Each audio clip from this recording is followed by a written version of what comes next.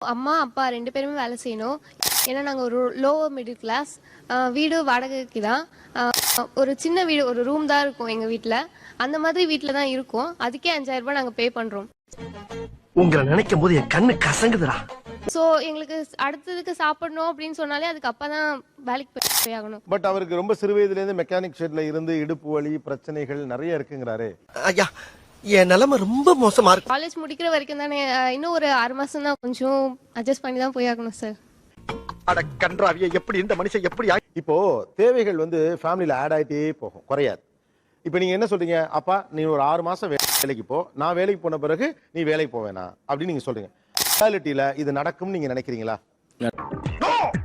நடக்காது சார். ஏன் நடக்காது?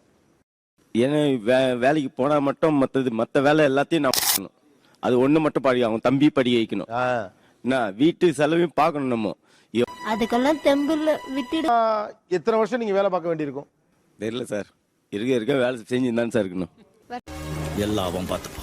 வேற வழி இல்லை சார். ஏன்னா அம்மாவும் போயிட்டு இருக்காங்க. நான் போனாலும் ஏதாவது இருந்ததுன்னா பண்ணி தான் சார் ஆகணும்.